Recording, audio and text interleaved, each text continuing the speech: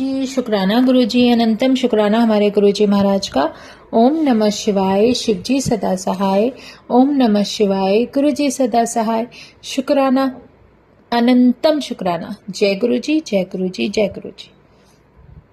अब है 30th अवधूतेश्वर अवतार। अब जो शिव भगवान का अवतार है उसका नाम है अवधूतेश्वर अवतार।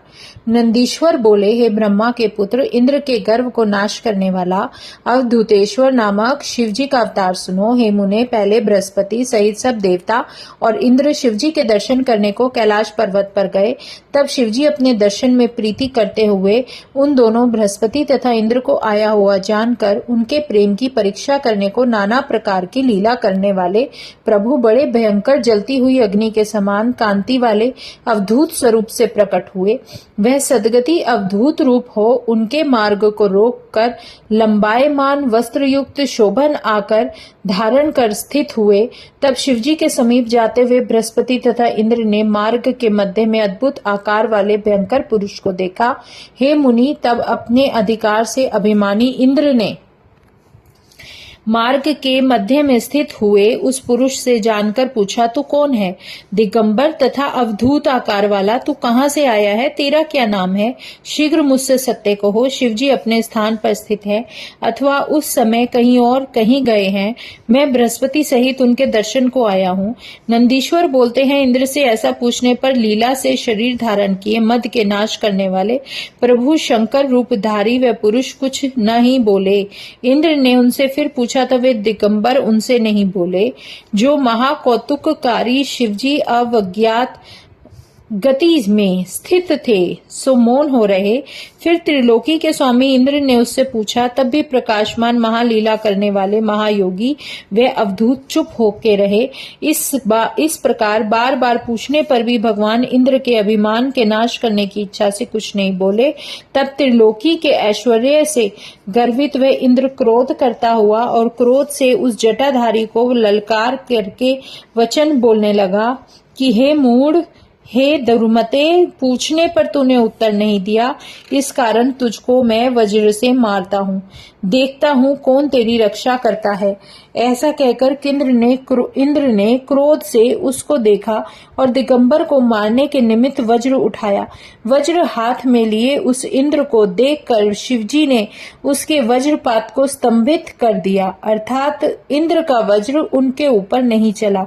तब वह पुत्र और पुरुष क्रुद्ध होकर लाल नेत्र करके भयंकर तेज के समान शीघ्र प्रज्वलित हुआ। इंद्र अपनी भुजा के रुकने से उत्पन्न हुए क्रोध से मंत्रों से रुके पराक्रम वाले सर्प के समान भीतर ही भीतर जलने लगा। बृहस्पति ने उस पुरुष को अपने तेज से प्रज्वलित होते हुए देखकर बुद्धि से उसको शिव पुरुष को जान अपनी तेजी से प्रज्वलित होकर शीघ्र ही प्रणाम किया।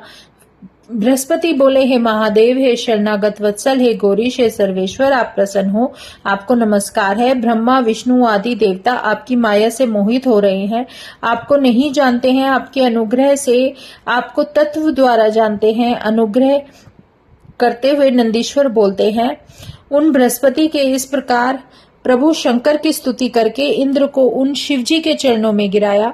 हे तात, तब उदार बुद्धि वाले देवताओं के आचार्य बृहस्पति प्रेम से नम्र हो यह वचन बोले कि हे दीनों के नाथ, हे महादेव, मैं तुम्हारे चरणों में पड़ा हूँ, मेरा उद्धार करो और क्रोध शांत करो। महादेव, आप प्रसन्न हो। आपके माथे के नेत्र से उत्पन्न हुई यह अग्नि आती है, इससे शरण में प्राप्त हुए इंद्र की रक्षा करो। नंदीश्वर बोले, ऐसा बृहस्पति का वचन सुनकर अवधूत आकार वाले करुणा सागर श्रेष्ठ रक्षा करने वाले प्रभु शिवजी बोले, क्रोध से अपने द्वारा निकले तेज को फिर किस प्रकार धारण कर सकता हूँ? क्या सर्प अपनी केंचुकी को त्याग कर फिर धारण कर सकता है?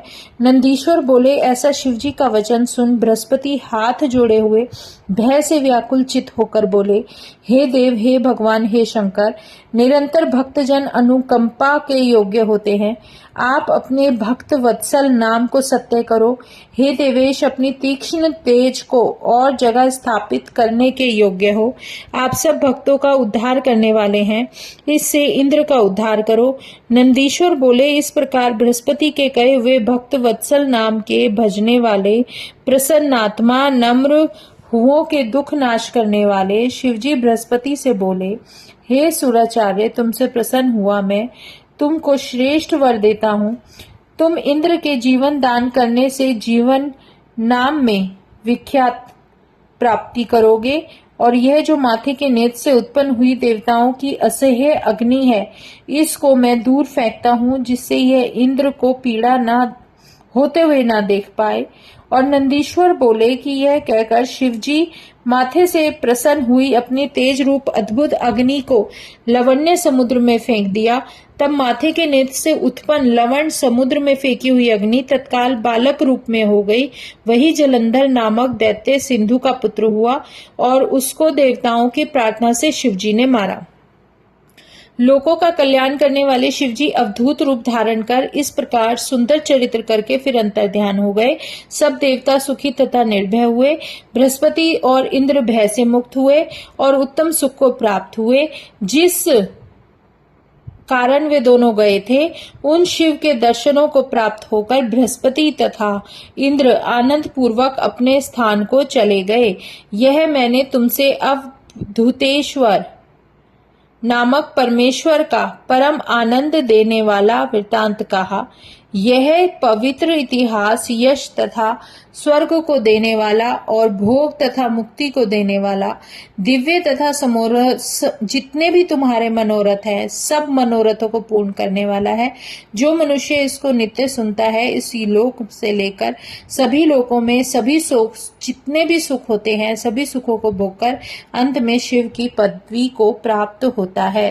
31 चैप्टर इसमें है भिक्षु वर्य अवतार। अब शिव भगवान का जो भिक्षु वर्य अवतार है उसके बारे में बताया है। नंदीश्वर बोलते हैं, हे मुनि श्रेष्ठ, हे विप्र, शिवजी के वृतांत को सुनो, जो अपने भक्त के ऊपर दया करके स्त्री के संदेह को दूर करते हैं। विदर्भ नगर में धर्मात्मा, सत्यवादी, शैवों के प्रिय सत्यरथ नामक एक राजा था। हे मुने, उस राजा को सुंदर धर्म से भूमि का पालन करते हुए तथा शिव धर्म सेवन करते हुए सुखपूर्वक काफी समय बीत गया था। एक समय उसके नगर में बहुत से शत्रुओं ने आक्रमण कर दिया। उनसे सत्यरथ राजा का बड़ा भारी युद्ध हुआ। वह विदर्भ राजा उनके साथ घोर संग्राम करके दैव योग से जंघा के बल से शून्य हो उन शत्रुओं से मारा गया। शाल्वों के साथ उस संग्राम में सत्यरथ राजा के मरने पर शेष बची हुई अपनी सेना भय से व्याकुल हो मंत्रियों के साथ भाग गई। तब राजा की गर्भवती पटरानी शत्रुओं से घिरी हुई रात के समय अपने नगर में बाहर चली गई।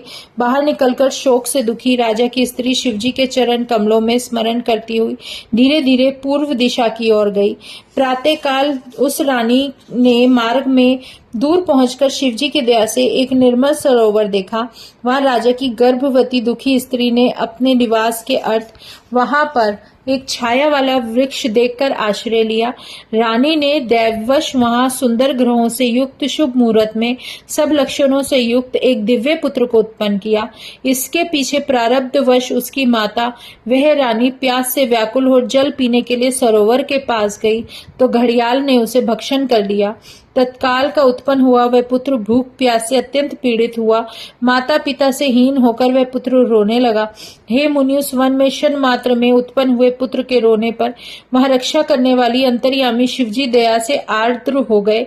तब दुख के कारण सारे दुखों को दूर करने वाले ईश्वर से प्रेरित हुई एक भिखारन अपने मन से भ्रमण करती हुई अपने 1 वर्ष के बालक को लिए हुए वहां आई और उसने अनाथ रोते हुए अकेले बालक को वहां देखा। हे मुनि, वह ब्राह्मण की स्त्री उस निर्जन वन में उस बालक को देखकर हृदय में चिंता करके बड़ी विस्मित हुई। बोली, हे सर्वथा मन वाणी से न कहने योग्य असंभव, यह बड़ा आश्चर्य देखती हूँ। इस बालक का अभी तक नाल भी नहीं कटा है और अकेला रोता हुआ तेजस्वियों में श्रेष्ठ यह पुत्र माता से हीन हुआ रो रहा है। इसके माता पिता आदि कोई सहायक भी नहीं है। क्या कारण है? हे देवबल, बड़ा प्रबल है, ना जाने यहाँ किसका पुत्र है। इसका जानने वाला कोई है कि नहीं जिससे इसके जन्म के बारे में पूछूं। इसके ऊपर बहुत बड़ी दया उत्पन्न हो रही है मेरे हृदय में।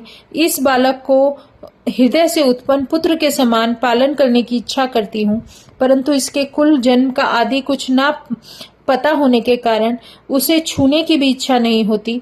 नंदीश्वर बोलते हैं, इस प्रकार चिंता करती हुई उस ब्राह्मण की स्त्री पर भक्तों के ऊपर दया करने वाले शिवजी ने बड़ी दया की। महालीलाकारी, सब प्रकार भक्तों को सुख देने वाली उपाधि रहित महेश्वर शिवजी ने स्वयं भिक्षुक का रूप धारण किया। वह भिक्षुक परमेश्वर सहसा वहां आए हुए वहां जानने की इच्छा करने वाली वह ब्राह्मण की स्त्री विद्यमान थी। प्रभु अविज्ञात गति दया सागर भिक्षुक का रूप धारण कर हंसकर उस ब्राह्मण की स्त्री से बोले, हे विप्र भामिनी, अपने चित्त में संदेह और खेद मत करो। इस पवित्र बालक की अपने पुत्र के समान रक्षा कर। इस बालक के द्वारा अति शीघ्र तू परम कल्याण को प्राप्त होगी। इस महातेजस्वी बालक को सब प्रकार से पोषण कर। नंदीश्वर बोले, ऐसा कहते हुए भिक्षुक रूपधारी दयासागर शिव से वह ब्राह्मण की स्त्री प्रीति पूर्वक आदर के साथ पूछने लगी। ब्राह्मण की स्त्री बोली, तुम्हारी आज्ञा से मैं इस बालक की रक्षा करूंगी, अपने बेटे के समान पालन करूंगी, इसमें कोई संदेह नहीं है। मेरे भाग्य से तुम यहाँ आए हो, तथापि विशेषकर सत्य सत्य जानना चाहती हूँ कि यह बालक कौन है, किसका पुत्र है, आप कौन है, कहाँ से आए हो। हे भिक्षुकवर, हे प्रभु, बार बार मुझे ज्ञान प्राप्त होता है कि आप दया सागर साक्षात शिव हो और यह तुम्हारा पहला भक्त है। किसी कर्म के दोष से वह इस दशा को प्राप्त हुआ है, सो तुम्हारे अनुग्रह से सुख भोग कर परम कल्याण को प्राप्त होगा। आपकी माया से मोहित हुई मैं मार्ग में भटकी हुई इसकी रक्षा करने को आपसे भेजी हुई हूँ। नंदीश्वर बोले, भिक्षुकधारी शिव विशेषकर जानने की इच्छा करती हुई शिव के दर्शन से ज्ञान प्राप्त करने वाली ब्राह्मण की स्त्री से बोले। भिक्षुक वर्य बोले, हे ब्राह्मण की स्त्री, हे अनघे, प्रीति से सुनो, इस बालक के विषय में सारा वृत्तांत कहता हूँ। यह शिव के भक्त बुद्धिमान अपने धर्म में तत्पर विदर्भ राजा के नगर सत्यरथ का पुत्र है। सत्यरथ राजा युद्ध में शाल्व शत्रुओं ने मार डाला। उसकी स्त्री भय से व्याकुल हुई रात में शीघ्रता से अपने घर से निकली और इस वन में आकर इस पुत्र को उत्पन्न किया। प्यास के मारे सरोवर में उतरी तो वह उसे घड़ियाल ने निगल लिया। नंदीश्वर बोले, इस प्रकार उसकी उत्पत्ति, दैववश उसके पिता का संग्राम में मरण और उसकी माता का घड़ियाल द्वारा मारा जाना, यह सब वृत्तांत आपसे वर्णन कर दिया है। हे मुनीश्वर, तब एक ब्राह्मणी अति विस्मित हो उन ज्ञानी सिद्ध रूप भिक्षुक से फिर पूछने लगी, हे भिक्षु, इस राजपुत्र का पिता श्रेष्ठ भोगों को भोगता हुआ किस कारण अपने शत्रु से स्वल्प इच्छा वाले शाल्वों से मारा गया? किस हेतु उसे इसके पुत्र की माता घड़ियाल से उसी समय भिक्षण की गई तथा क्यों यह पुत्र जन्म से बंधु रहित अनाथ हुआ?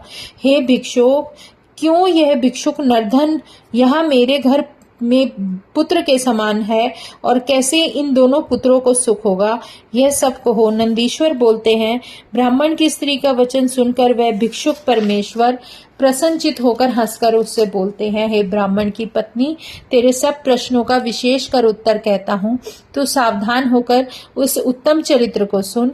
इस बालक के यह विदर्भ का राजा पहले जन्म में पांडु राजा हुआ करता था। वह शैव व धर्मात्मा सब उपद्रवों से दूर था। कभी इस राजा ने त्रयोदशी में निराहार हो तथा दिन रात व्रत करते हुए ईश्वर शिव की संध्या के समय पूजन किया।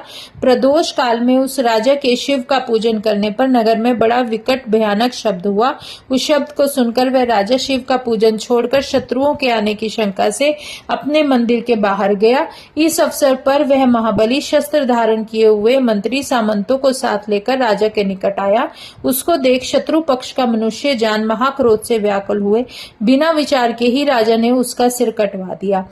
अपवित्र नष्ट बुद्धि मंगल से हीन राजा ने शिव की पूजा की, बिना समाप्त किए ही रात्रि में भोजन किया। इस जन्म में वह शिवव्रती राजा विदर्भ में जन्मा और शिव पूजा के समाप्त न करने से सुखों के मध्य में ही शत्रुओं से मारा गया। जो पहले जन्म में इसका पिता सत्यरथ था, वह ही जन्म में शिव की पूजा के व्यतिक्रम से ऐश्वर्य रहित पुत्र रूप में हुआ है। इसकी माता ने पहले जन्म में सौत को छल से हरण किया और मार दिया था। उस पाप से इस जन्म में उसे घड़ियाल ने खा लिया। इस सभी के चरित्र मैंने तुमसे कहे। मनुष्य शिव की भक्ति के बिना शिव का पूजन करने से दरिद्रता को प्राप्त होते हैं। यह तेरा पुत्र पहले जन्म में ब्राह्मण था। नित्य पति प्रतिग्रह कर इसने अपनी अवस्था बिताई, परंतु यज्ञ आदि शोभन कर्मों में नहीं, मतलब इसका मन नहीं था, कोई कर्म नहीं करता था।